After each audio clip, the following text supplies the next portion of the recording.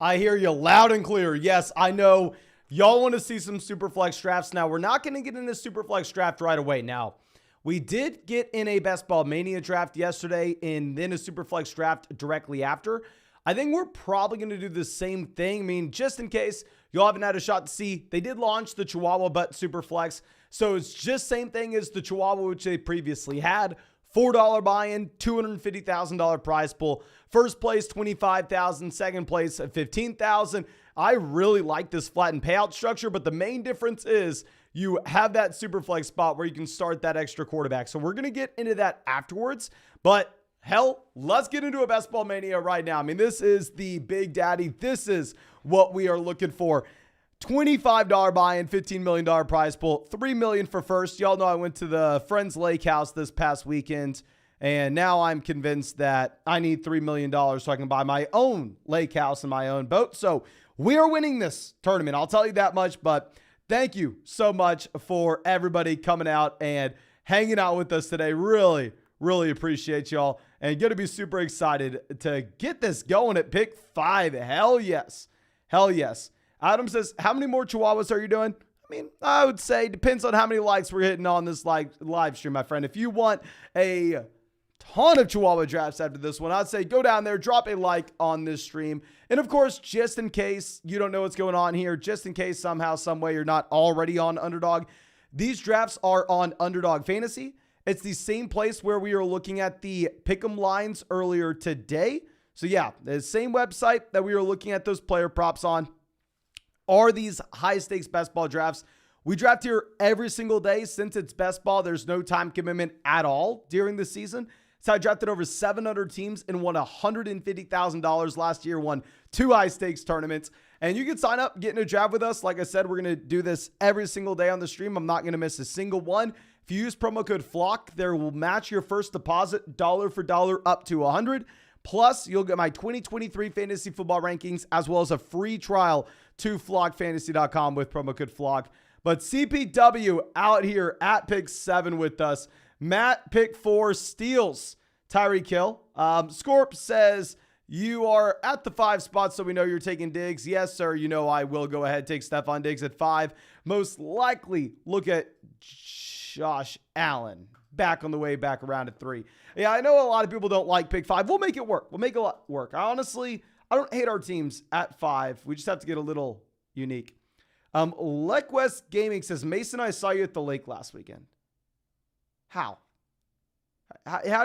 Where did you see me at the lake, my friend? Adam says, good video today. Thank you so much, my friend. Thank you. James says, smash the like button. Yes, thank you. As always, James, probably the longest member of the flock. I mean, James was probably a subscriber before we had 10. I have no idea. But now we have CMC, Eckler, Bijan Robinson all going off 7, 8, 9. Kelsey makes it all the way to 10. Very rarely will you ever see Travis Kelsey fall this far.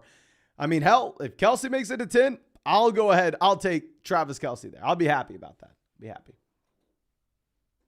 Christian says, Mason, you say you won $150,000 last year. Is that profits or without buy-ins? Yeah, so I think we spent about $10,000 in buy-ins. I honestly don't even remember. We either profited 140 or profited 150, something like that. But Marker Word dropping some birds here. Love to see it. Love to see it.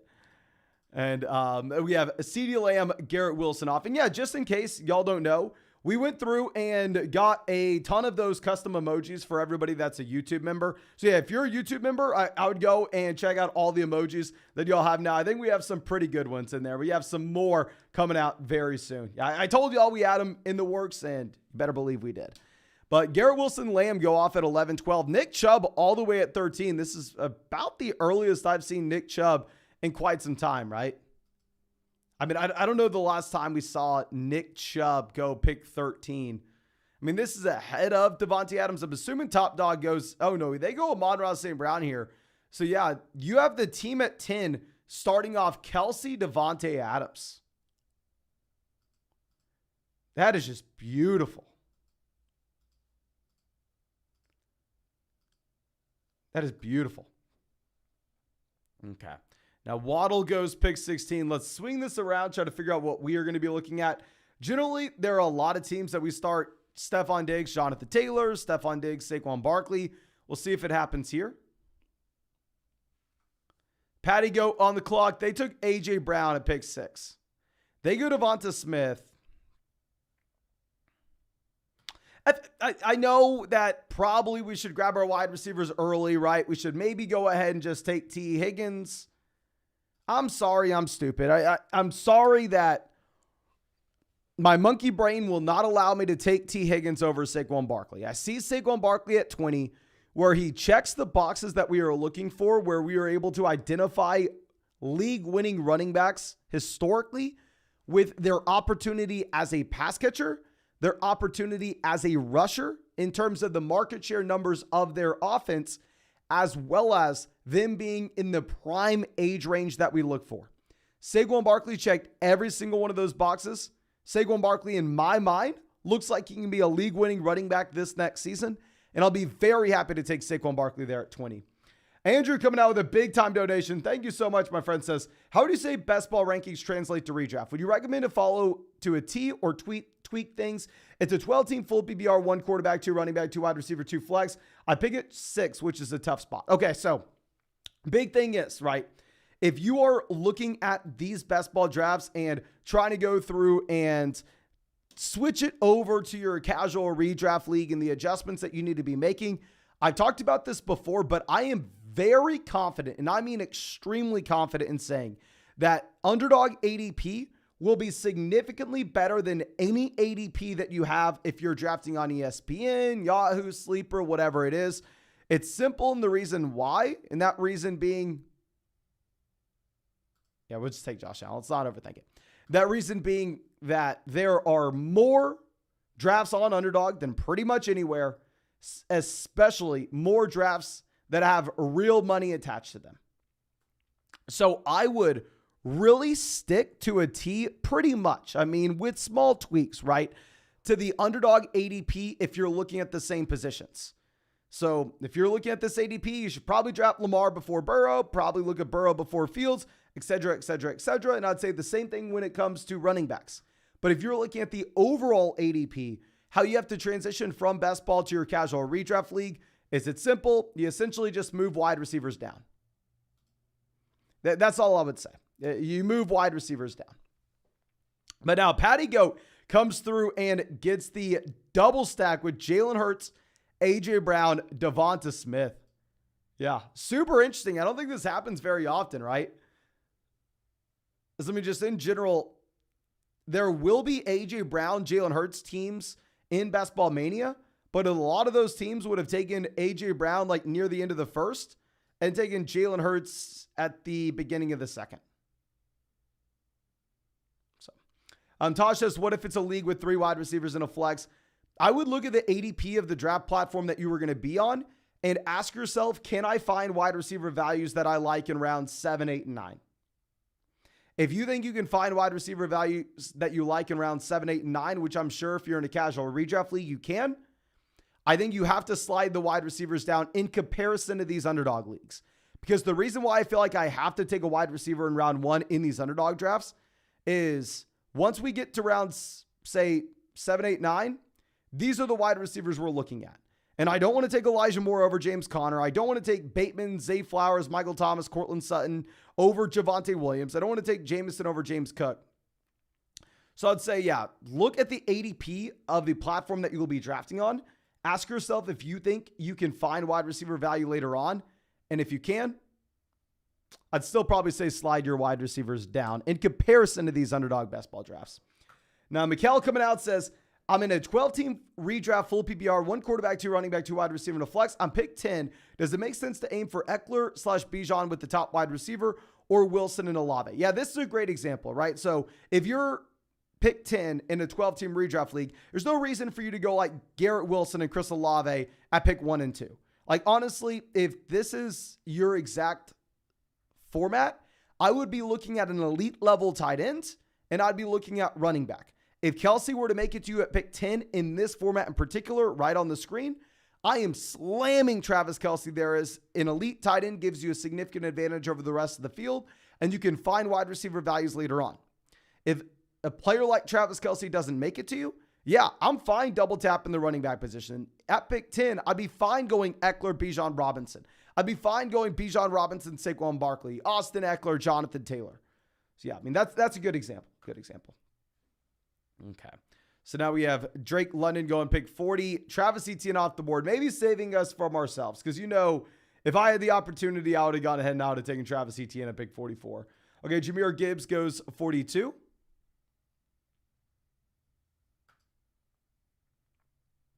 Okay. Dominic says, Michael Thomas deadlifted 575 pounds today. Definitely means he should go in the first round now.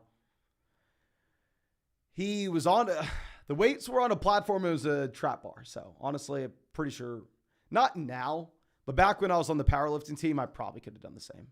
Or at least plus 500. Like trap bar deadlifts, especially when the weights aren't even going all the way to the ground and you're propping them up on a little pad. Very deceiving video. Very deceiving video. Okay. So we're going to take Terry McLaurin, right? I mean, once we go with Saquon Barkley round 2, Josh Allen round 3 to get the Stephon Diggs, Josh Allen stack, we just simply need another wide receiver. Like, there's nothing really to discuss. Terry McLaurin, best wide receiver on the board. So we'll go ahead and take him, and we'll be able to take whatever value makes it back to us at pick 53. But Red coming out of the donation says, Mason worked Reggae Rise Up in Baltimore all weekend, so wasn't able to make the stream, but I got to meet Bone Thugs and Harmony. They like Baltimore this year. Well, first off, my man, that is awesome. Second off, a little before my time. I know who they are, but I would not be able to list 5 songs, but I hope you had a great time. And thank you so much for coming and hanging out with us in the live stream. I'm sad to admit a little before my time. So I can't sit here and be too hyped up. Okay. Now, yeah, Piano says Bone Thugs. That's super dope. So Piano I'm sure that a lot of people in this live stream are jealous. Okay, let's move this over. So Justin Herbert goes 52. It's the team that, interestingly enough, doesn't have any Los Angeles Chargers. I kind of want to take Kenneth Walker. Yeah, we're going to mix in Kenneth Walker. So let me talk about a little in depth why we are doing this, right? Why we are taking Kenneth Walker over Joe Mixon. So this is Best Ball Mania. So with Best Ball Mania, this is a draft tournament that is an extremely large field. Like, let's go ahead and let's show this off. There's 677,000 entrants. It's a $25 buy-in, $15 million prize pool. This launched at the end of April. At the end of April, you had a lot of teams that were being drafted when Joe Mixon had an ADP in round 7. You also had a lot of teams that were being drafted when Kenneth Walker was going at the end of the 3rd round. Now, of course, we've seen that these two guys have taken 2 completely different roads to get here, right? Joe Mixon's gone from being a 7th round pick in underdog drafts to now being a 5th. Kenneth Walker's gone from being a 3rd round pick in underdog drafts now to being a 5th. So if we ask ourselves, say if Joe Mixon were to become a straight up league winner this next season, and we are in a large tournament where a lot of teams got Joe Mixon in round 7, are we most likely to benefit from that? Or are the teams who drafted him in round 7 most likely to benefit from that? Most likely the teams that drafted him in round 7, right? Whereas if Kenneth Walker were to become a league winner this next season, and we are going up against a lot of teams that drafted Kenneth Walker in the 3rd round, we would have a significant leg up over those rosters. Now, it doesn't mean you can't draft Joe Mixon. It doesn't mean that you have to draft Kenneth Walker, but it's useful to use that as a tiebreaker. Whereas if we get in like an underdog tournament that just launched yesterday, maybe there instead we go Joe Mixon, because in that overall tournament, we're not having to face a lot of teams that were able to draft Joe Mixon in round 7. But Cameron coming out of the donation, thank you, says, 10-team Superflex, contending with London on my bench. No future first. Do you move London for Ayuk and a future first? The rest of wide receivers are Hill, Olave, Higgins, Ridley, and Flowers. Yes, in a 10-team Superflex, I will go ahead and I will do that. I mean, in general, if you're able to take a wide receiver in Dynasty, pivot down to another option and pick up an extra first, generally that's going to be a good move that we actually like exploring, because there's a chance that this next season, Brandon Ayuk actually outscores Drake London, and you're able to pick up an extra first on top of it. And there's a chance that that 2025 first ends up being like the 102, 103 in that class, and the player's better than London ever was. So, I mean, you get 2 bites at the apple there. I probably would go ahead and take Ayuk in the first. But real quick, we're 1 like away from hitting 200 likes in this live stream. If you have not done so yet, drop a like on this stream. If we hit 350 likes in this live stream, we'll fire up another draft after this one. And of course, if you want to get into our next draft, find the link in the live chat, find it in the description, use promo code FLOCK, and they'll match your first deposit dollar for dollar up to $100. Get my 2023 fantasy football rankings, as well as a free trial to flockfantasy.com. And most importantly, have some fun. Get into these best ball drafts. Now, Casey says, Mason, do you value Garrett Wilson as a win now player for Dynasty, since we don't know how long Rodgers will be around? No, I mean, maybe we can sit here and say that you have to temper your expectations on what you'll get from him in 2024. But I'm sorry, in 2020, it's too far out to think that way. I honestly think that if Garrett Wilson's a year 2 player that right now in redraft leagues is being drafted as a wide receiver 1, and he's literally a year 2 option, I'm going to be fine going ahead, and I don't want to say going all in on him, but drafting him aggressively. Okay, so Patty Goat on the clock. They go Dallas Goedert, so we're going to go ahead and take Miles Sanders. Now, I understand we need wide receiver more than running back here, and in a lot of these drafts, I sit here and I end up ruining the team because we decide to do just this. We decide to go ahead and, for whatever reason, we decide to take a running back when we need a wide receiver. But as I've said before, as I'll say again, and I'll say it a million times by now, I have about 1 to 2 brain cells firing at all times. Actually, let me rephrase that. I have 2 to 3 brain cells firing, but one of them has to be spent on running this live stream and the YouTube side of things. So left over in terms of the live draft and what we can actually accomplish, we really only have 1-ish brain cell. And that 1-ish brain cell will not allow me to take Treylon Burks over Miles Sanders. I'm sorry we can't do it. We'll go ahead and we'll take Sanders there. Very similar to what we were talking about with Kenneth Walker, who used to go in round 3. In these underdog tournaments, Miles Sanders, when they first launched Best Ball Mania, was going at the end of round 4, the beginning of round 5. So if we're going to get him pure pick 68, I'm pretty comfortable with it. We're going to take Gabe Davis to get the Josh Allen, Stephon Diggs, Gabe Davis double stack. I think you can make the argument, Mason, just take George Pickens. Who the hell cares? You already have Allen stacked up with Diggs. You can possibly grab James Cook later on. Regardless of what the argument is, you kind of have to take a wide receiver there at pick 77. But I would prefer the combination of, say, Miles Sanders and Gabe Davis than Treylon Burks, Dalvin Cook. So honestly, I'm pretty comfortable with what we do there. Okay. Now, Ross Cred says he likes the second pick team. Okay, let's go ahead and let's look at this.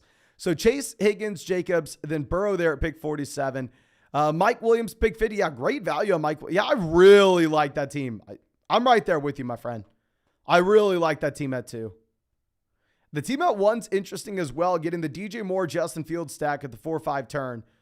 Interesting to see them take Darren Waller there at pick 73. Shelton says, by the way, I live in San Antonio and I drink Waterloo daily. People who say it's bad for you, we're wrong. Keep drinking it. Thank you, my friend. Thank you. And I will say, this is my first day in a while not having a sparkling water.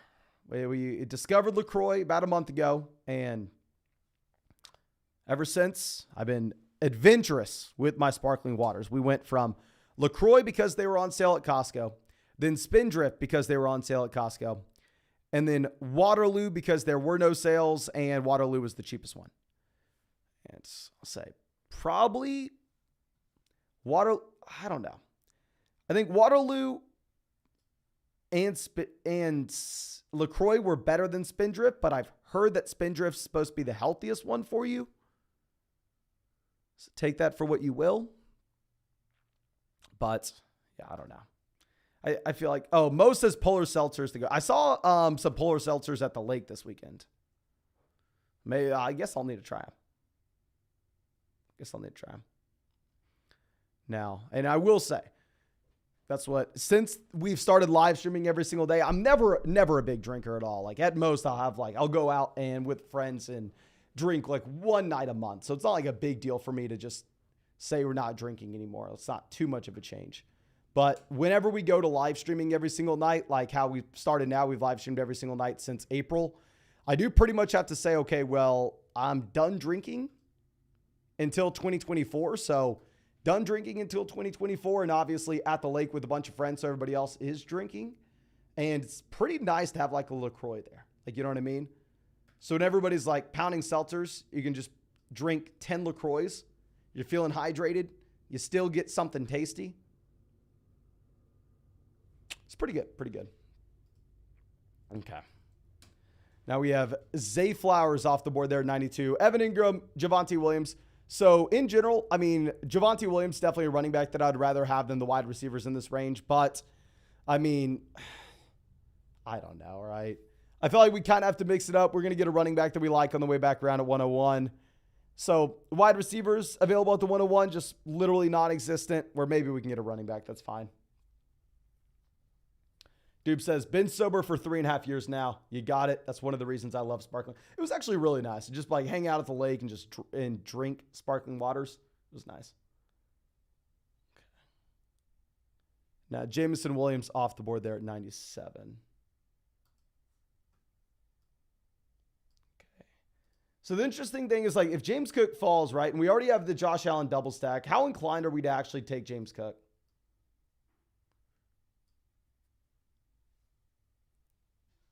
So Gibson, obviously a massive riser in these best ball drafts since it's open. Antonio Gibson here going ahead of Cook, pick 99.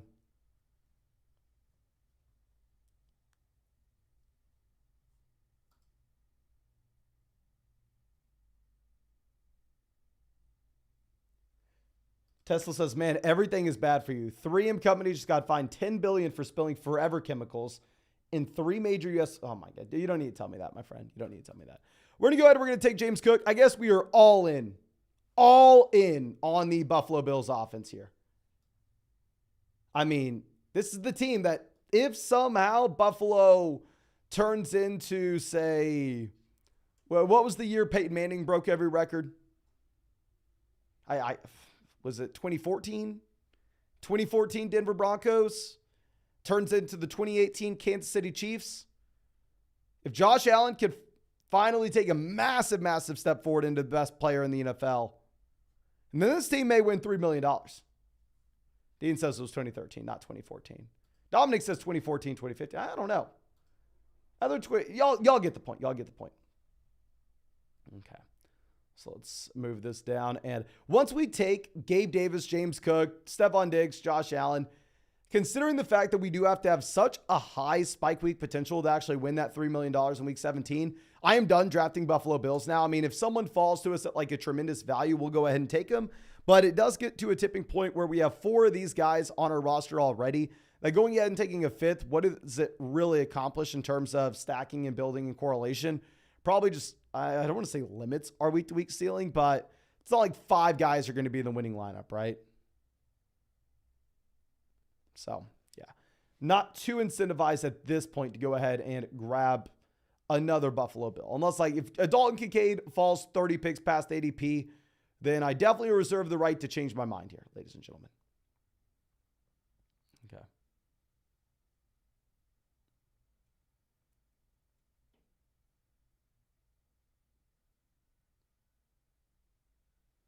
Okay, so we have some quarterbacks going off with Anthony Richardson, Dak Prescott, Geno Smith, and Aaron Rodgers. One other thing that I want to talk about here is when you go all in on a stack like this Buffalo Bills stack, and we have Josh Allen there in round 3, since the only way that this team actually has that shot at winning the $3 million is Smith is a quarterback. Oh my God, what the hell did my computer just do? But anyway, the only way that we actually win this $3 million is if Josh Allen is just absolutely nuts, right? So there's really no reason for us to reach on another QB. Like if we have one that we liked at a value, then sure, we'll go ahead and take him. But we're probably going to be going very light on quarterback 2/quarterback 3. Okay, let's move this over. Boyd goes off the board there at 112. Daniel Jones, 113. Daniel Jones definitely would have been in play for us. Y'all know I really like targeting Wan'Dale Robinson at the very end of drafts. At the same time, I mean, hell, we have Saquon Barkley, so we would have had some correlation there. Okay, Patty Goat on the clock. This is the team that got the Philadelphia Eagles, I guess, triple stack now. They took Dallas Goedert. Yeah, they reached on Goddard too. I don't love that. I really like Brown, Devonta Smith, Jalen Hurts. Don't know if I love reaching on Dallas Goedert when you already have that double stack. There goes Zay Jones. So we'll go ahead and we'll take Juju Smith-Schuster. Like, very rarely is he going to fall this far. I understand you have rumors that you're going to get DeAndre Hopkins going over to the New England Patriots.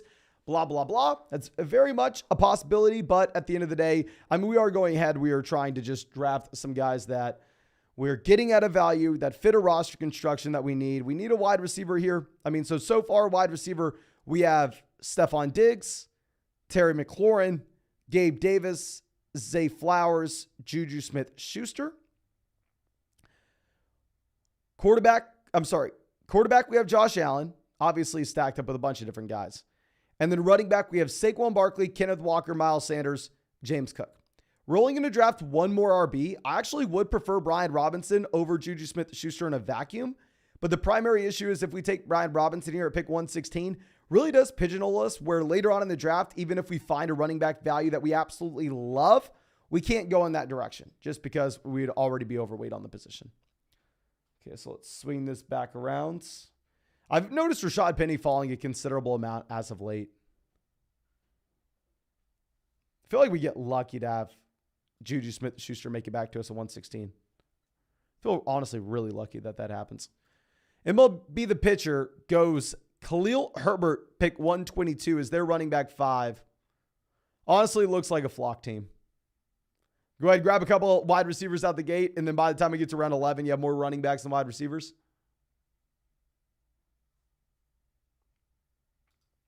Philip says, how do I access the Chihuahua Bet Superflex? Just go to the homepage on Underdog, my friend. I'll show you right after this. Romeo Doubs, Darnell Mooney.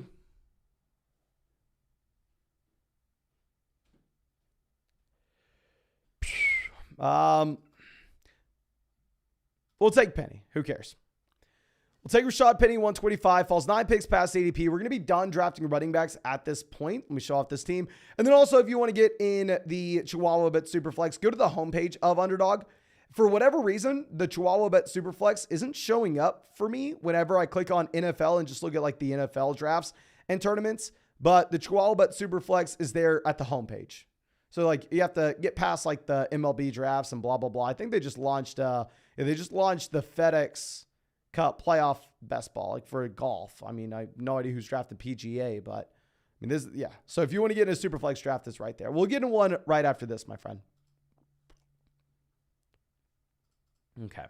Smooth this over. Jamal Williams goes off the board directly after year 2 tight end. Tennessee goes 127. So this will be a team where I'm very comfortable in drafting 3 tight ends. I mean, we decided to go ahead and go with the 2 quarterback approach by taking Josh Allen there at 29, have 5 running backs. So, I mean, we're going to be able to go like 2, 5, 8, 3. If my math is correct, it's probably not. Okay. Dominic says, will you be happy, shocked, or disappointed if you break even this year on Underdog drafts? Happy, shocked, or disappointed? I would say none of the above. Keep in mind, so like we 15x'd our money last year, right? We had 10,000 of buy-ins and we won $150,000. I'm very realistic. While I do think that I am good at drafting teams, I think I'm good at fantasy football in general. That's why I started this channel.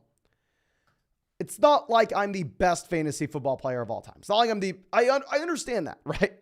So we're probably going to come back down to earth a little bit. We probably got lucky that we had some of those big wins this past season.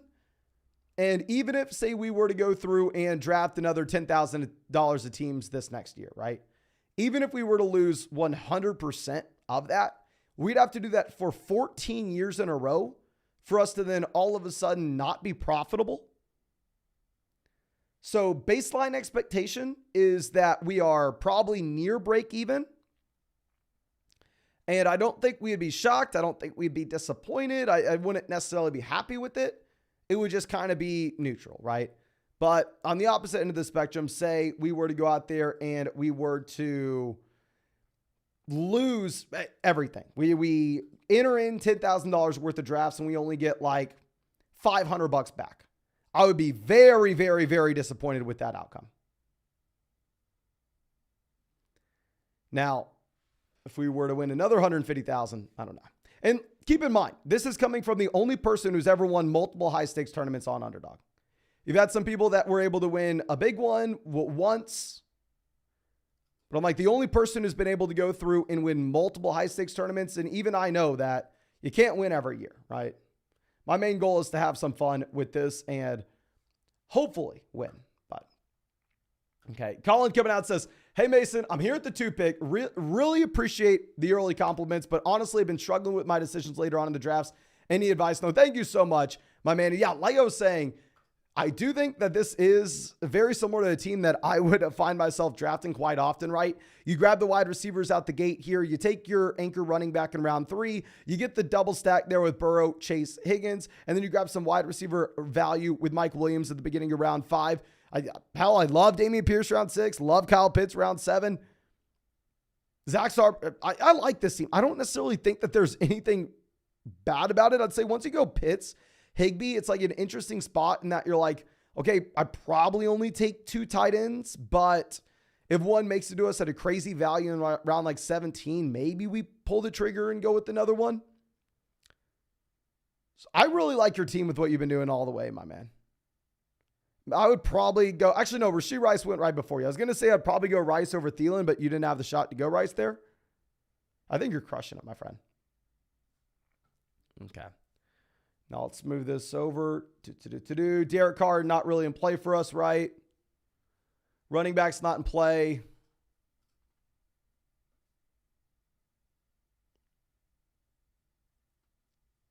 If we take Komet, are we done drafting tight ends? Let's take Komet. We'll figure it out.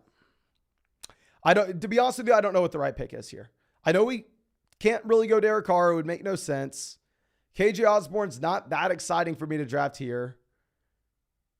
Like, I think some of the wide receivers we're going to be looking at on the way back around in rounds like 15, 16, 17 are about the same as the guys that we have here. But the primary issue that I have with it is I'm unsure if we take Cole Kmet, if all of a sudden we can get away with only drafting 2 tight ends, right?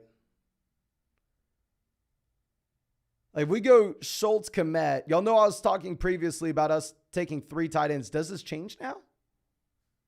I don't know. Okay. So let's move this down. Marker word, always a flocker. Once a flocker, always a flocker. Mean Muggin says these emojis are fire. Yes, I'm happy that you're liking the emojis. JN says stacks are overrated. Oh, I got to hear this, my man. Got to hear it. Okay, so Everett makes it all the way down to 156.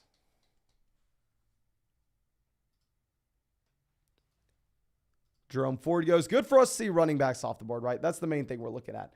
Nick, happy to have you out, my man. Yeah, Nick also won an Underdog tournament last year. Nick won the puppy for $75,000. It was a $5 buy-in, $75,000 first place. NBF says, how do I do this? I don't know. I'm sure I say it under my breath without thinking about it. Reading it, I don't know how to say it. Let's move this down. Jaden Reed goes. Matthew Stafford off the board.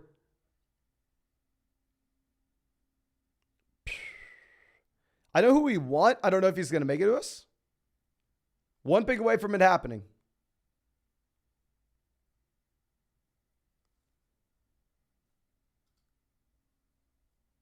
Let's see.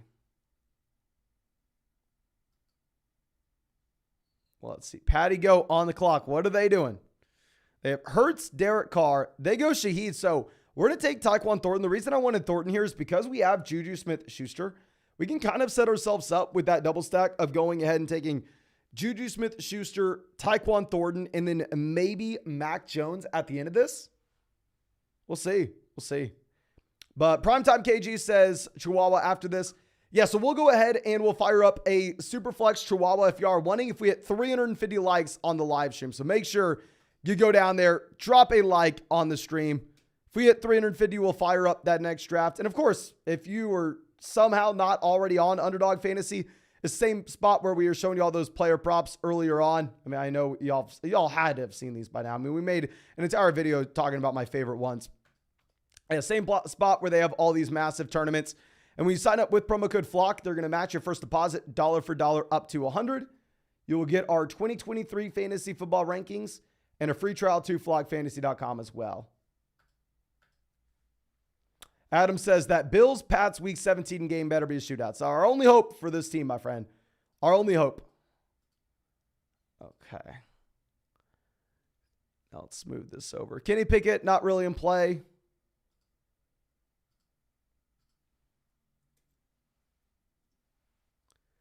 Zeke goes 171. Y'all know I'm not taking Sam Laporta.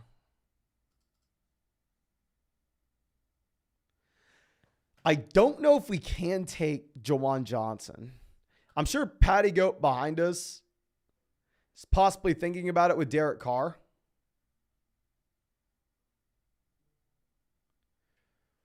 Dawson Knox off the board.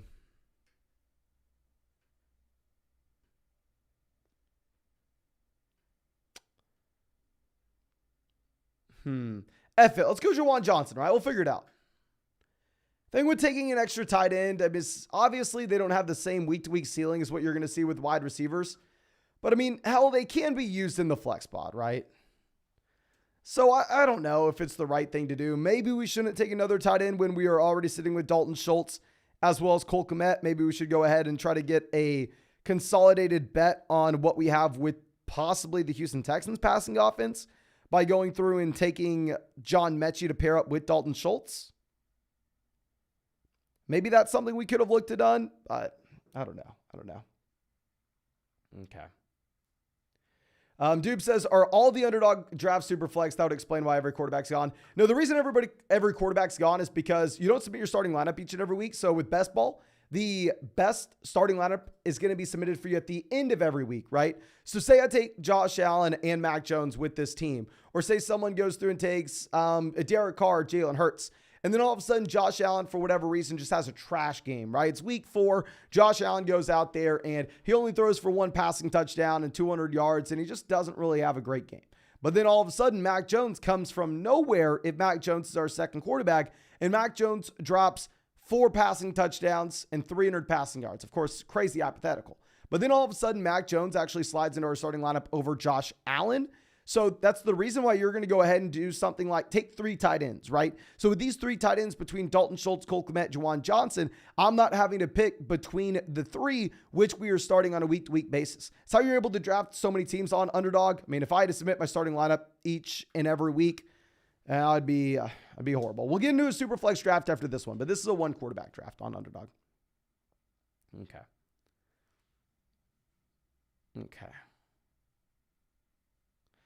Solving Donkey says, do weeks 15, 16, 17 matter more than 1 through 14? Yes, they do.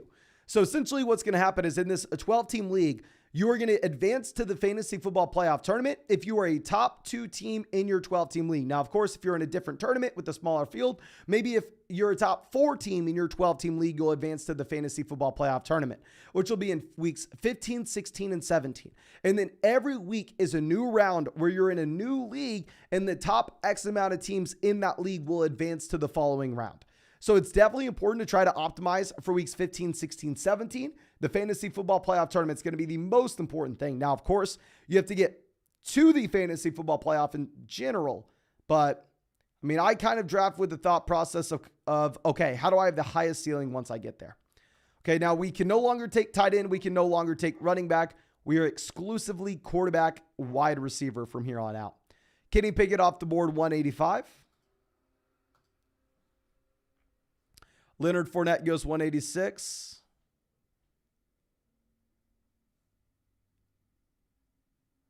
Is this going to be our first Jalen Hyatt team?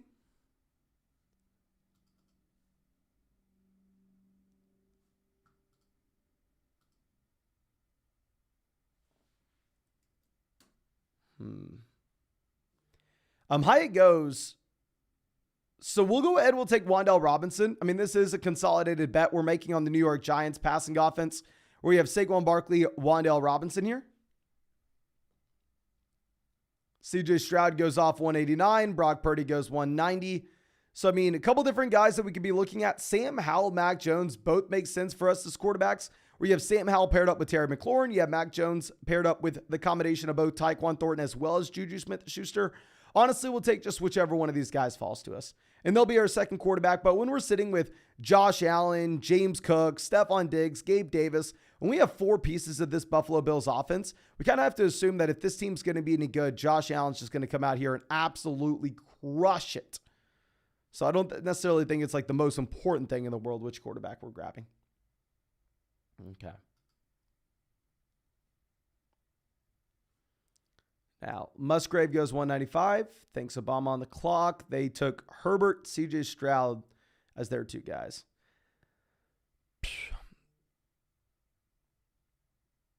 Okay. I think we can kind of go back and forth. I think maybe Sam Howell is going to have easier access to spike weeks. But if you're looking at a lot of these Best Ball Mania drafts that were done back in April, that were done back at the beginning of May, a lot of those drafts didn't even have Mac Jones getting drafted.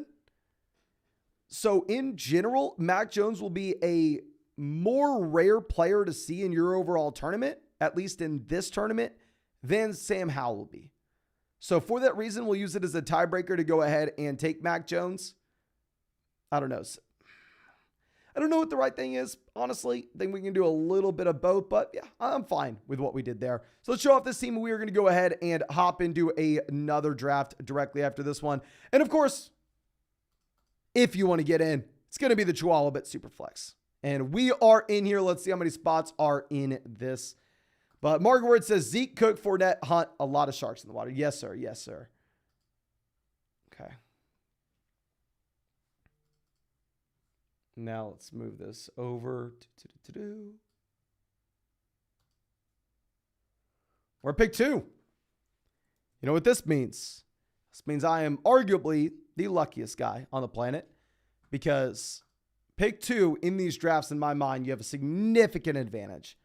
If you can get a top 3 pick and get one of Mahomes, Jalen Hurts, Josh Allen, you should be golden. Yeah, Henry says pick 2, the golden ticket, a top 3 pick, 100%, 100%.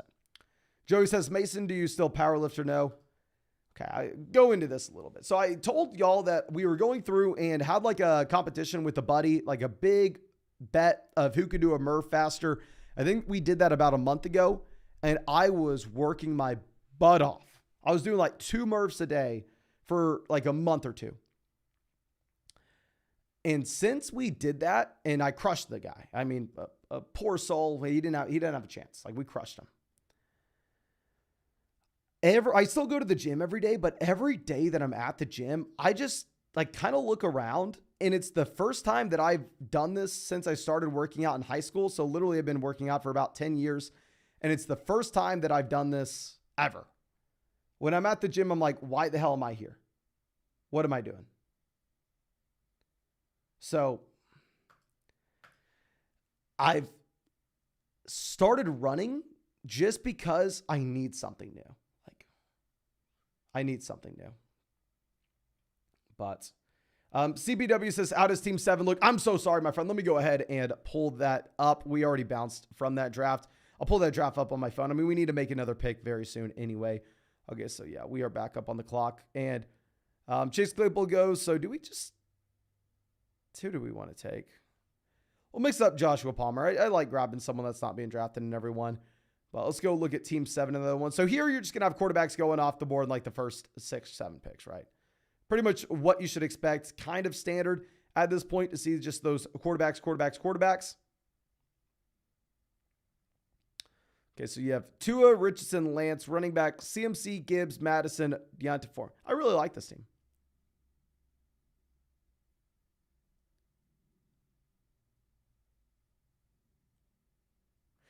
I will say in general, I'm not taking any Justin Ross. I understand the thought process. I understand Justin Ross was a great prospect before the injuries. I think in general, Justin Ross is just going to be a roster clogger, and I'm not mixing him in at all in round 18. Okay.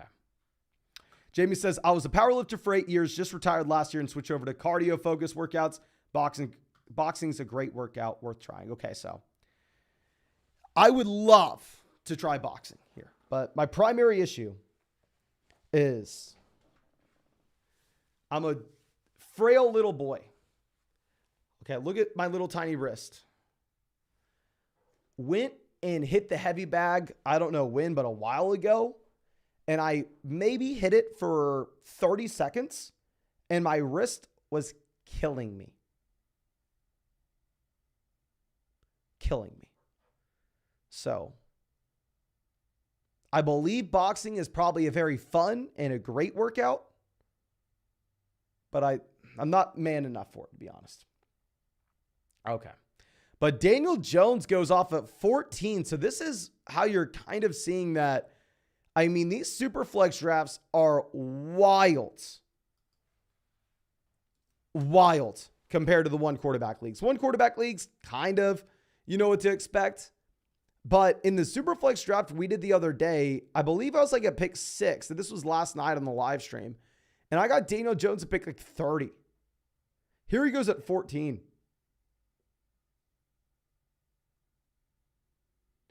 Dear God. Also in this draft, you're seeing Justin Fields make it down to pick 8 with both Justin Jefferson as well as Jamar Chase going ahead of Justin Fields here. Colin says, why can't I see the Superflex tournament on Underdog? Don't go to the NFL tab. Just go to the just go to the home tab. Ted says, I started hitting a heavy bag in 6th grade. Okay, well. In 6th grade, my friend, you were more of a man than I'll ever be. I'll say that much. Anthony Richardson off the board here at pick 17. Yeah, so these quarterbacks are going early. Not like the draft that we did last night on the live stream. I mean, you still have Christian McCaffrey on the board. Finally off at 18. Prime says, yeah, he's done about 10 of these drafts, and they vary a lot. You can tell. Taylor says, you got to wrap your wrist. Maybe one day I'll start. But what I've been doing now is so if you've been to Austin, like my favorite thing about Austin is like it's a pretty big city that has like a ton of nature built into the city. And there's a big river, or they call it Lady Bird Lake, but a big like trail in downtown. So what I've been doing is I actually stopped going to the old gym I was at and started going to like the Y downtown. And I just pretty much run the river and then do pull-ups afterwards. So I have noticed that they have like classes. So I can join like a boxing class with the old ladies there. So it probably will be about my speed being there, because I keep in mind, I go work out in the more like probably like 9, 10 when everybody with the real jobs at work. So usually it's just me and some old ladies. Okay. Now, Indy here takes Josh Allen. Where are they going? They go Eckler. I'm going to take Bijan Robinson. So if this was a one quarterback league, I would go ahead and I would take A.J. Brown. I'd take CeeDee Lamb over Bijan Robinson. But you really, really have to adjust what you're doing given the format that we are playing in, right?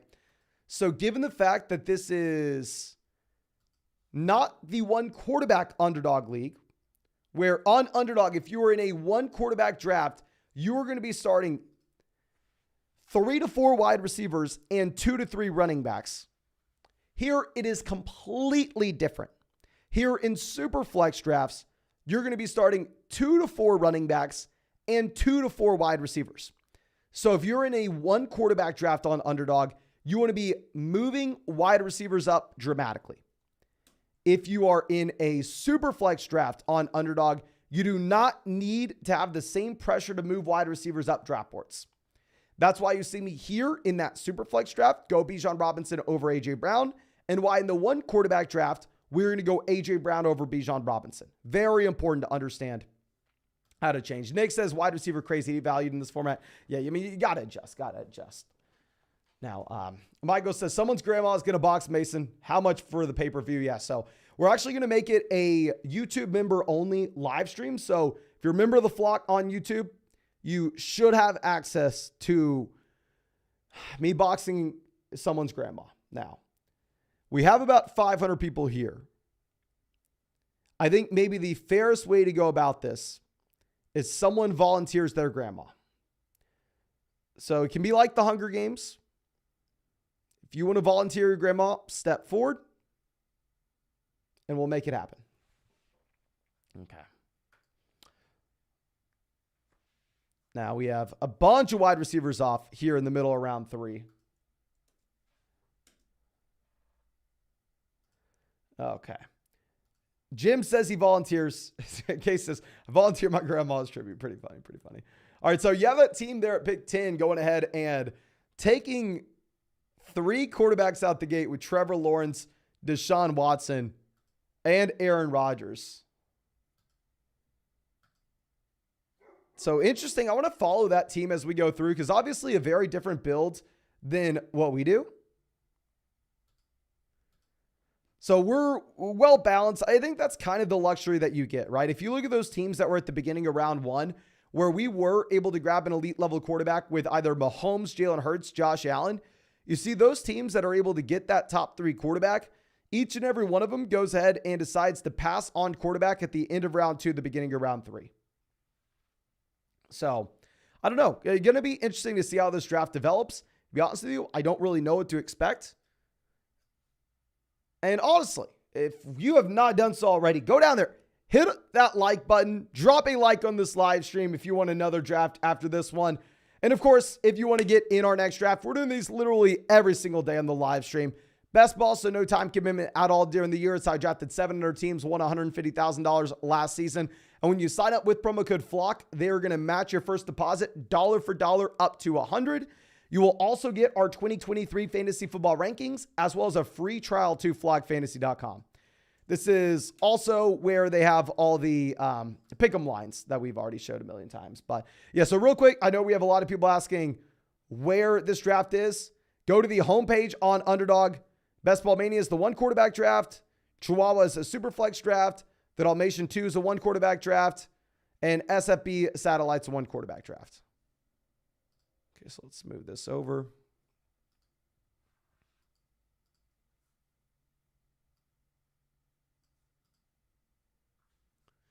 Now, Stevenson goes 44. So what's interesting is we could have taken, I'm assuming Metcalf goes here. Yeah, Zach took Geno Smith at the beginning of the 3rd. I was going to say we could have taken Geno Smith at the beginning of the 3rd and possibly had DK Metcalf make it to us at the 4-5 turn. Russ goes, we'll go ahead and we'll take Breece Hall. Going back to what we were talking about previously, wanting to prioritize running backs and move down wide receivers in these drafts.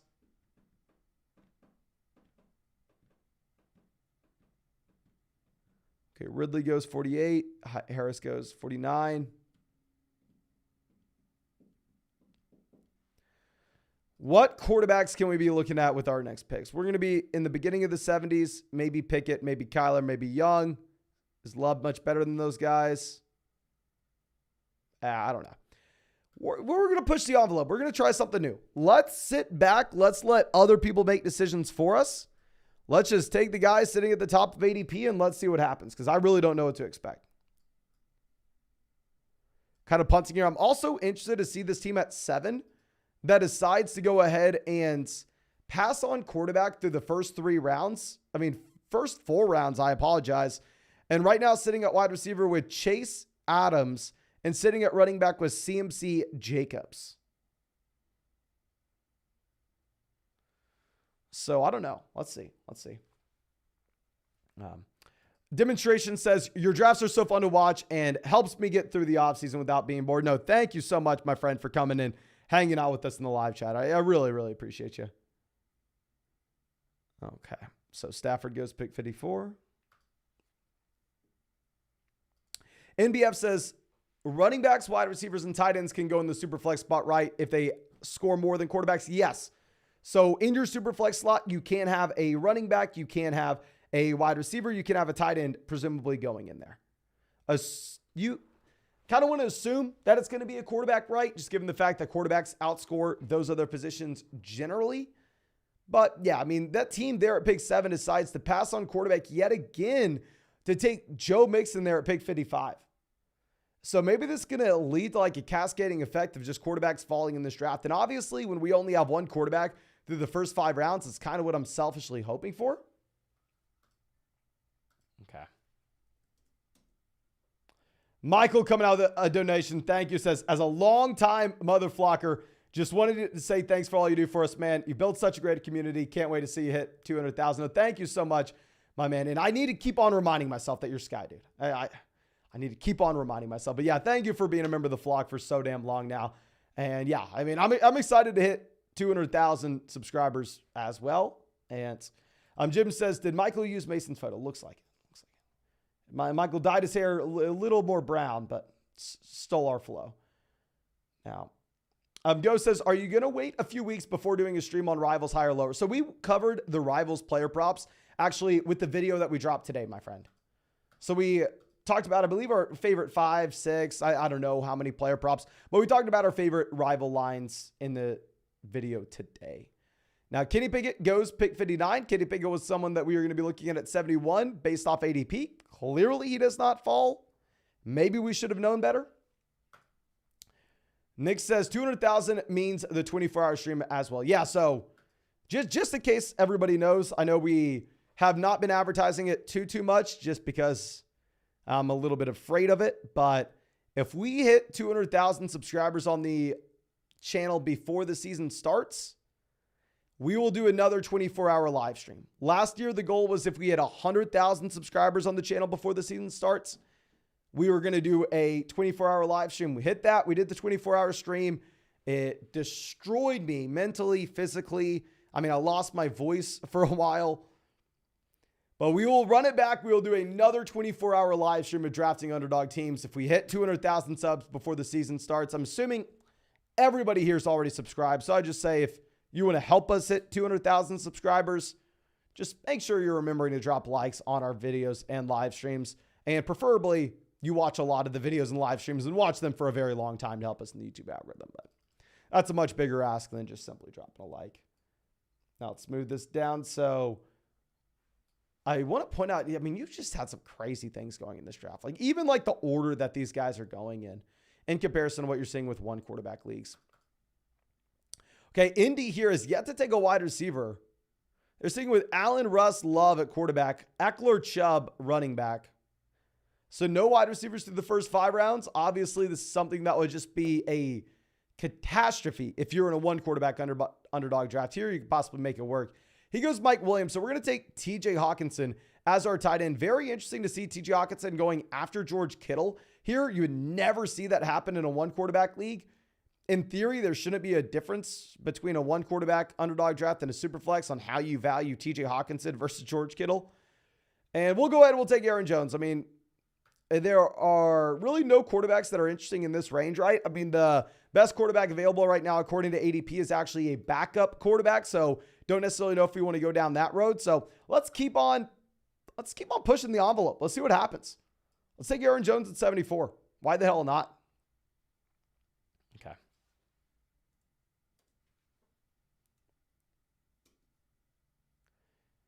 Nick says, no, wait, I'm sorry. I was looking for this. Cameron says, was just in a Chihuahua Superflex draft with a red badge drafting only Baker. Any justification here? I don't know, my friend. I don't know. But Gallus remembers that our voice was ruined for the 2 months after the 24-hour live stream. But, I mean, it was a little tough. Not going to lie. It was a little tough. Okay, so Sam Howell goes 77. Not great for us. Obviously, at this point, we are pushing the envelope, and we're seeing if quarterbacks can make it back around to us. We're heavily reliant upon Jalen Hurts here.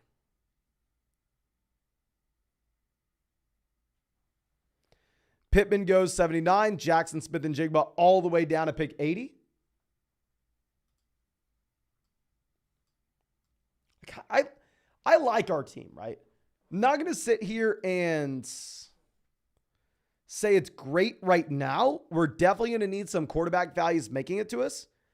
But as we stand with Jalen Hurts QB, running back Bijan, Breece Hall, Aaron Jones, wide receiver Lamb, Deebo Samuel, tight end Hawkinson, if we can somehow find quarterbacks that we like later on, I really like the team. Really like the team. Okay.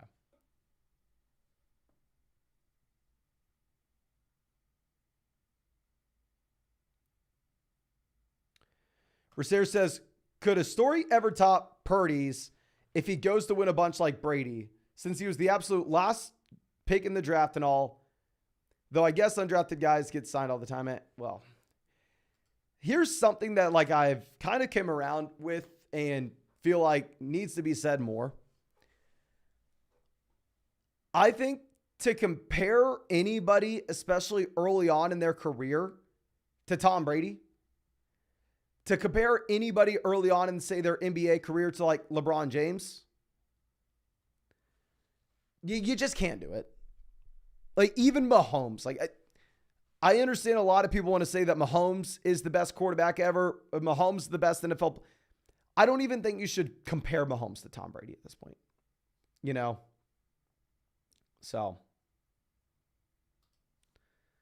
I don't know. Just in my mind, like, the players that accomplish that much are just untouchable, at least in my mind, of course. No, could be wrong. Now, Kyle on the clock. This is the team that has not taken a quarterback yet. Let's see what they do. Kerjaw says, Lance is extremely close to Brady and Mahomes, though. I'd say Lance is not really comparable to Mahomes, right? I think Mahomes has a lot of work to do to get there.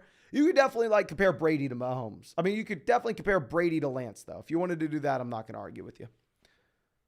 Okay. Akers goes 91. Couple different things we can look at.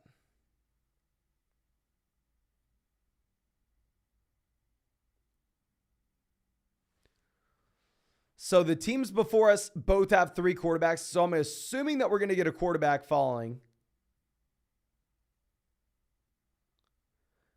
We could go QB here. We also took Jalen Hurts. So if we were to take Dallas Goedert, I mean, we would have the Jalen Hurts, Dallas Goedert stack.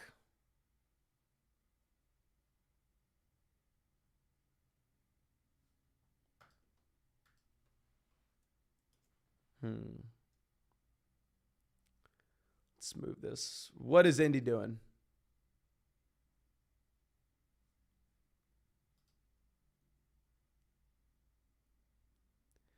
They go Burks. F me. Do we go QB or Goddard QB?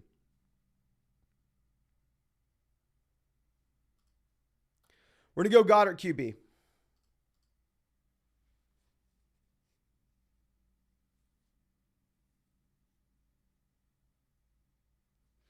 Adam wanted Mac Jones and Mike Evans. I mean, I definitely not taking Evans there. Trey Lance goes. Lance was actually the guy that we were hoping that we were going to grab. We had Deebo Samuel. We'll take Mac Jones. I mean, we can still grab some New England Patriots later on. Obviously, the primary thing is we just need another starting quarterback. I'm not going to sit here and act like Mac Jones is the best pick ever here. Yeah, I kind of would have preferred Lance, but I mean, it is what it is, right? So now at quarterback, we have Jalen Hurts and Mac Jones. Running back, we have Bijan Robinson, Breece Hall, Aaron Jones. Wide receiver, we have Lamb, Deebo Samuel. And then tight end, we have the combo of TJ Hawkinson, Dallas Goedert. So we're not going to be drafting another tight end here. We will draft another quarterback if we like one that makes it to us. We'll need some more running backs, some more wide receivers. Still a lot of work to do. Carson says, good thing you didn't get Lance. Well, I would have liked the $25,000, my friend, but I guess you believe we don't deserve it. I don't. Maybe that's what that message means. Okay.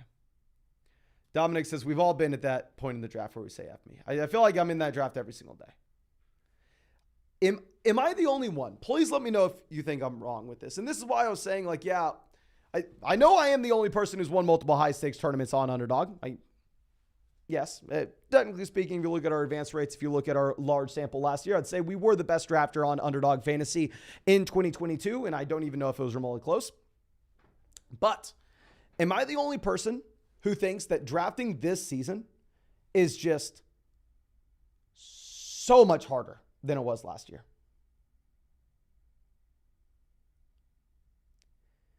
I don't know why.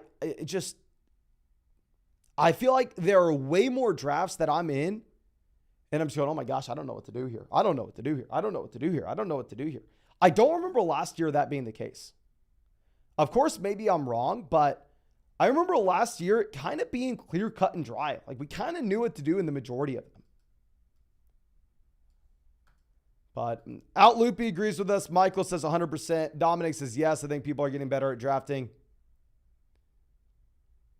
Jamie says because all the quarterbacks are going much. That's exactly what it was. Last year, y'all know Mahomes was my most drafted quarterback. We were getting him in round 5. Getting Mahomes in round 5, getting Hurts in round 5. I mean, hell, I thought Kyler Murray was going to be the same thing. I was drafting a lot of Kyler Murray round 5 as well. Clearly, Kyler didn't work out. Hurts and Mahomes did. But getting those quarterbacks in round 5 just gave you so much flexibility with how you could draft your team. Like, it made things so much better. Now, here, I want to look at this team here. This team clearly has not understood that you need to go ahead and make the adjustment where in those one quarterback underdog drafts, you can go ahead and hammer in wide receivers because you're going to start 3 to 4 wide receivers and only 2 to 3 running backs.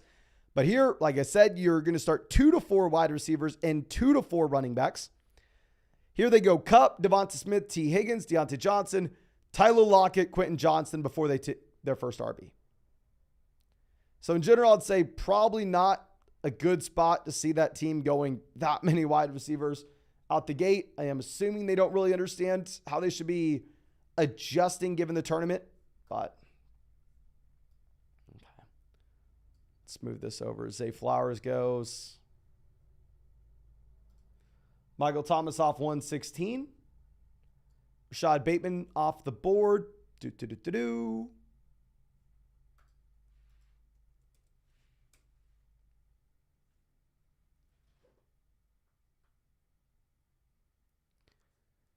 Indy on the clock. What are they doing here?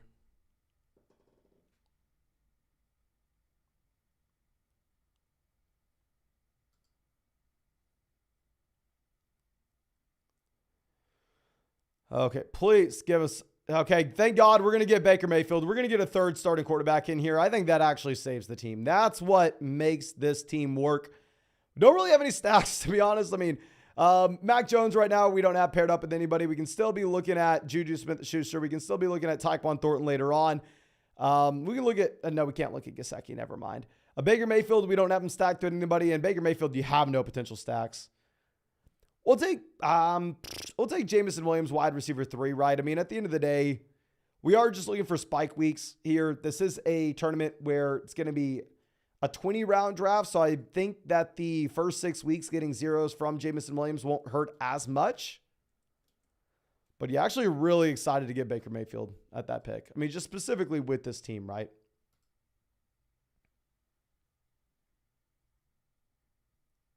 Okay, so quarterback, we have Jalen Hurts, Mac Jones, Baker Mayfield. Running back, we have Bijan Robinson, Breece Hall, Aaron Jones. Wide receiver, we have CeeDee Lamb, Deebo Samuel, Jameson Williams. Tight end, we have TJ Hawkinson, Dallas Goedert. Really, the only correlation we have with this team so far is, I mean, Dallas Goedert paired up with Jalen Hurts, right? I don't know. Ghost says the draft that uses kickers is going to be so fun. If Underdog has a draft that they put kickers into it, I probably am not going to draft in that tournament, to be honest. Unless, maybe if y'all help me, but the thing is, realistically speaking, so I stopped playing in leagues with kickers back in 2017. 2017 was about the year where I said, okay, in my dynasty leagues, I'm not going to have any more kickers. I'm not going to have any more defensive teams. I'm only going to do Superflex. So that's when I pretty much changed things, was 2017. And since I stopped playing in leagues with kickers then, right now in the NFL, I could maybe name 10 kickers. Maybe. DNB says Justin Day. That's one of the guys I could name, Hook'em Horns. Henry says, kickers is where I gain an edge on the field because I love kickers. Well, you'll need to be in the live stream with me if I'm drafting a league with kickers, and you'll need to give me some. You need to give me some info. Says, I won my first 100,000 in 2012 because of Janikowski. McPherson, okay, so McPherson, Bengals, I know that. Janikowski, I believe Raiders. I probably just embarrassed myself so much. Let me see. Janikowski, kicker. Believe Raiders. Yep, Raiders. Got him smart. Jaden says, just take Dicker. Tucker or Dicker. Yes, sir. I know that much. Okay. Now, Elijah Mitchell goes 136. Let's swing this over. Obviously, Mac Jones would be a dream. I'm sorry. Juju Smith-Schuster would be a dream pick considering we have Mac Jones. But Juju sadly goes at 138, so we're not going to get him.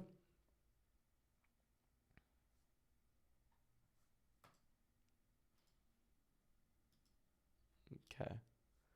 Rashad Penny, 140. Who are y'all giving us? Come on. Give me something good. Odell Beckham Jr. off 141.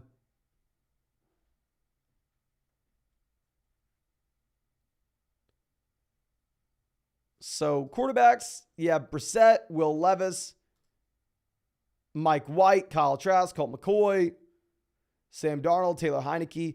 I saw someone make this call earlier, I believe in the comment section today, maybe in the live chat. I don't know. I saw one of y'all say it. I thought it was a really good point. If you were trying to have a unique player in like round 18 that could actually score some points, Mariota may not be a bad option. Like if Jalen Hurts were to go down, Mariota with those weapons in that offense could actually be a very strong pickup. I don't necessarily know if we would take Mariota here specifically because we have Jalen Hurts, but like if you had a team where you didn't have Jalen Hurts, mixing in like round 18 Marcus Mariota just in case like Jalen Hurts went down, you could possibly have a league winner that way. Very interesting. And I wish I would have wrote your name down, whoever the hell was saying it earlier. Okay. Henry says Underdog should have a tight end premium format. I agree with you, my friend. I agree. Okay. Just stay balanced. Running back, wide receiver. Seems like that's what we've done through the majority of this draft outside of taking the bully tight ends. So now quarterback, we have Jalen Hurts, Mac Jones, Baker Mayfield. Running back, we have Bijan Robinson, Breece Hall, Aaron Jones, Jamal Williams. Wide receiver, we have Lamb, Debo, Jamison Williams, Sky Moore. We have the pseudo bully tight end strategy with Hawkinson and Dallas Goedert. And I know we've said this time and time again, and I know this is maybe a little more applicable for a one quarterback draft, but regardless of if it's a one quarterback draft or a super flex draft, if you look through the historical data, bully tight end is not necessarily something that you want to do if you take like Travis Kelce. If you take like Travis Kelce round 1, you really don't want to be going through and taking like Mark Andrews round 3. It doesn't really make sense no matter how you cut it. But bully tight end can actually be viable if you were to go ahead and take like Hawkinson Goddard here, or maybe like if you wanted to go like Andrews Goddard or say Andrews Hawkinson, like mixing it up with the middle round options. If you wanted to grab 2 elite level guys, just don't try to go bully tight end when you are going like Kelce round 1, Andrews round 3. I don't really see the reason for that. Okay. Now, Brandon says Elijah Moore and Jalen Warren for a random future first. Definitely go get the random future first, my friend. Definitely. Okay. Now, Michael says 600 likes for another draft. Smash that like button. Yes, if you have not done so already, drop a like in this live stream. Hell, we've had about 2,700 views on this live stream. If we hit 600 likes, we'll fire up another draft after this one. We can do a one quarterback draft. We can do a super flex draft, whatever you are wanting. And of course, if you want to get in a draft with us on Underdog Fantasy, you can find the link in the live chat, the description, the comment section. Same place where we were showing all those player props in the video earlier today. It's where we draft every single day.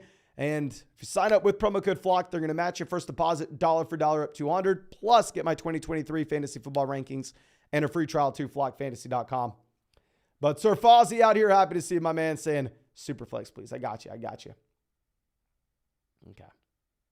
Sheldon says, so Mason, you keep saying no higher than on Pick'em, but I got you. What if they post a Trey Lance line? Okay. If Underdog posts a Trey Lance line, all jokes aside, there would be no reason for me to take the higher than mark. I don't know if I've said this enough, but with these season-long props on Underdog, your initial reaction is going to be, of course, Jalen Hurts is going to have 24 passing touchdowns. And to go through and take that.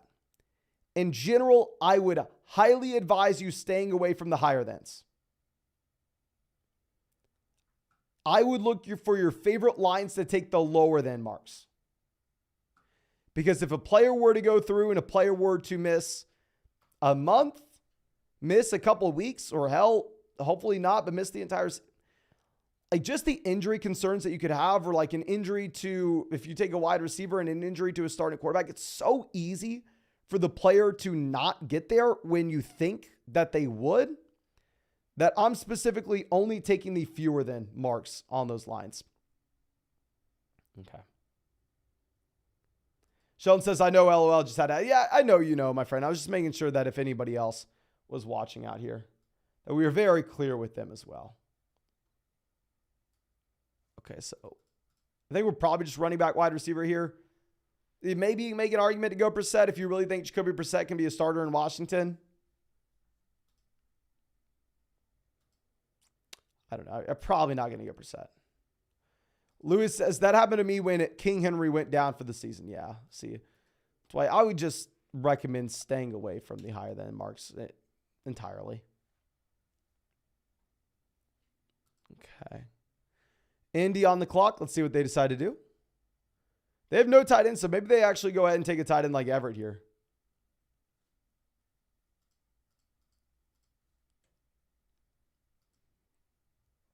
What are they doing?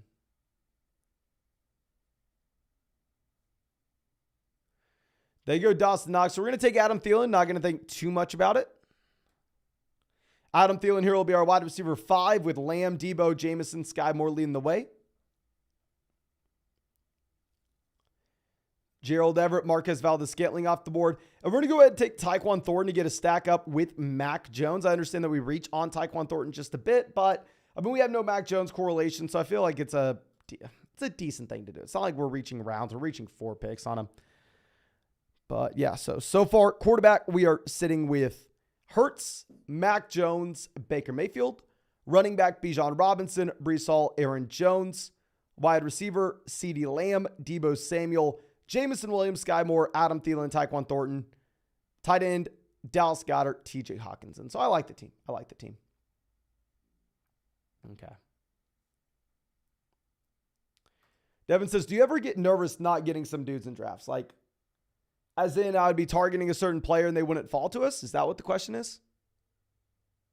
Generally, I don't get too nervous in these drafts, to be completely honest with you, because, hell, I mean, I'm going ahead and drafting, 700 of these teams? So, like, if a player doesn't make it to us in one draft, I'll easily have them making it back to us in the other, you know? So I'm not necessarily too nervous on that front. I'll say, like, when I get into, like, the high-stakes tournaments on Underdog, like, if I'm in a $250 draft and a $500 draft, yeah, I get a little nervous there. But most of the time, I don't get nervous. Okay. Donovan Peoples-Jones goes.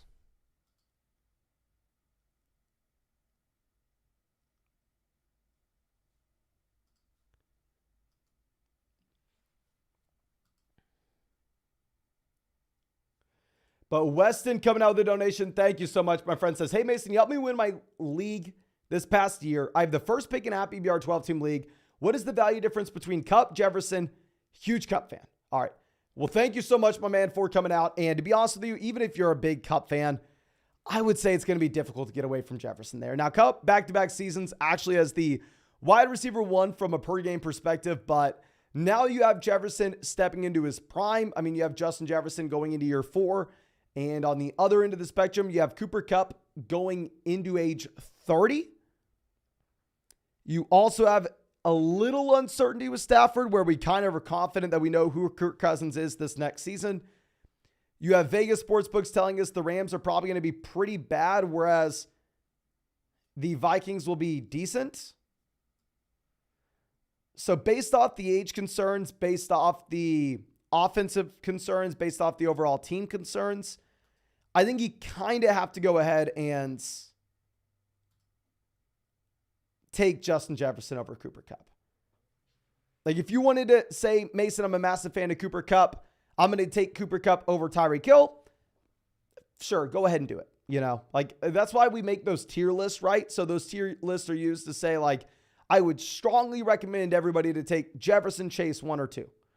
And then after that, I would strongly recommend everybody to take either Tyreek Hill or Cooper Kupp 3 and 4. But if they're in the same tier, like you can kind of do whatever you want. But I do think that Jefferson's a tier ahead of Cooper Kupp, to be honest. Okay, stud racer on the clock. Zach Morris up next. I have a meeting at 8, and I was really wanting to go grab dinner beforehand, but it looks like your boy may not be eating dinner tonight. Forgot that these are 20-round drafts, so little tough. Okay. Shaheed goes 189. Devon says, for instance, I don't think I picked up any Tony Pollard. Should I start trying to grab more? I don't worry about it too much, to be honest.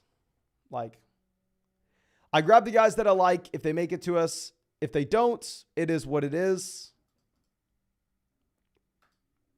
Now, I will be on the opposite end of the spectrum where if I have too much of an individual player, like if I'm sitting with, say, 25% Stephon Diggs, which I'm not, but just saying this hypothetical, at that point, I'd probably say, oh, crap, I'm a little overweight on Stephon Diggs. I probably need to cool it. Okay. So let's move this down. So Paris Campbell 191. I just like Paris Campbell. Y'all know I like grabbing some of these New York Giant wide receivers. I like Wan'Dale Robinson. I like Paris Campbell. Here, if we're looking at this, Wan'Dale Robinson actually has an ADP behind Paris Campbell now. So we might as well go ahead and just grab the guy as higher ADP. Get a well-balanced portfolio, both of them, if I like it. Dylan says, at what percentage does it become overweight on a player? So it's obviously going to be up to you, right? So the majority of people that are going to be drafting on Underdog, right, are maybe going to draft like 5 teams, and just have fun, draft 5 teams, get some practice in for their regular fantasy football draft that they're going to have with their buddies. And if you're only drafting 5 teams, then hell, I mean, you can go through and in those 5 drafts, you can take 100% of Derrick Henry if you love Derrick Henry. It doesn't really matter. For me, on the other hand, if I'm putting up serious money and I'm going to be in like 700 of these drafts, it's all about your personal risk tolerance. So my risk tolerance when I'm going to have that many teams and put that much money, I'm probably going to cap myself off at 20% of a lot of players. Now, this will help me and this will hurt me in some scenarios. So 2 years ago, I was pretty close to 20% Cam Akers / Travis Etienne. I had a lot of Cam Akers and Travis Etienne going into 2021. Both of those guys go down, and hell, I was capped at 20%. So it didn't really, I mean, it hurt, right? But it didn't ruin my season. We still made money. But if we would have not capped ourselves and say I would have had 30-40% Travis Etienne, I could have just lost money before the season even started and had no shot. Now, on the other end of the spectrum, last year, I capped myself off at 20% on my most drafted players, and my most drafted guys were Josh Jacobs, Patrick Mahomes, and Jalen Waddle, arguably the 3 biggest league winners from last season. So if I wouldn't have capped myself off at 20%, and instead if I would have let myself draft 40 to 50% of those guys, we would have won even more money. But it really just comes down to your overall risk tolerance and what you're going to do. Like I said, everybody should just be, if you're getting into these underdog drafts, it should just be for fun, right? Nobody's going to be able to turn into a professional underdog fantasy football drafter unless you have a YouTube channel, at least in my mind. Maybe I'm wrong. Maybe there are a bunch of people out here that literally only draft underdog fantasy teams and that's their primary source of income. I made $150,000 last year from it, but I was very lucky to do so, and I'm probably not going to come close to that this next season, right? So if you're getting into these drafts, it should primarily be just for fun.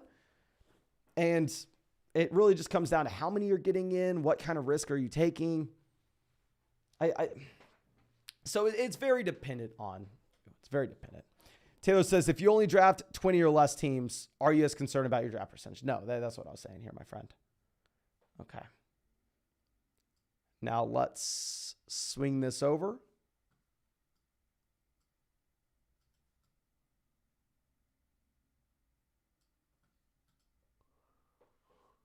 Now, Wan'Dale Robinson off the board there at 208. I just simply don't know what to do. I have my I said on, I need to be quiet. I need to be quiet. Hopefully Hayden Hurst goes here. This team only has 1 tight ends.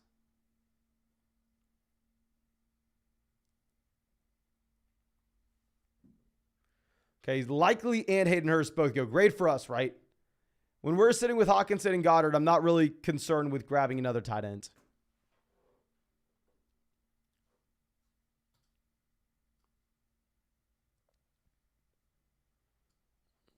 Okay. Maybe you could make the argument to take Pierre Strong because we have Mac Jones, but Pierre Strong's already off the board, so never mind. This team only has 1 tight end. That tight end is Darren Waller, but I'm assuming we see some tight end picks here relatively soon. You know what? It's kind of surprising to see Colt McCoy going this far down drafts. Colt McCoy actually may be a very strong value if you just consider the fact that Kyler Murray's priced in as he's going to miss the majority of the season. We're going to take Hunt because Hunt falls to us, and I didn't expect that, but I wasn't considering it, but we may take Colt McCoy. Josh Downs goes 216.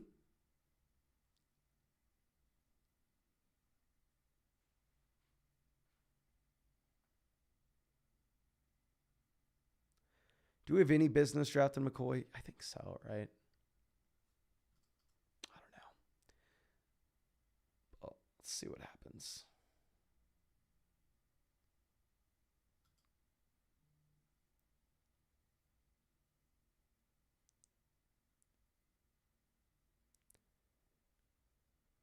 Okay. Michael says Clayton Tune, the Cardinals rookie, might get the job. Okay. If y'all really think so, we won't go in that direction. We'll just take Tim Patrick.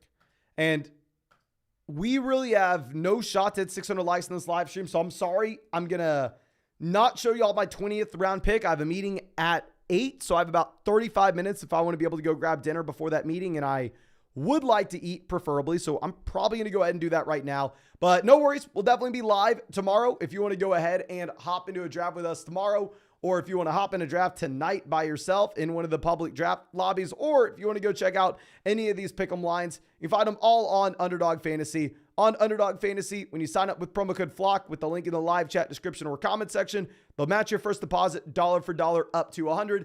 Get our 2023 fantasy football rankings and a free trial to flockfantasy.com. Available in damn near every state. You can see the states here. But thank you again, ladies and gentlemen. Really, really appreciate you.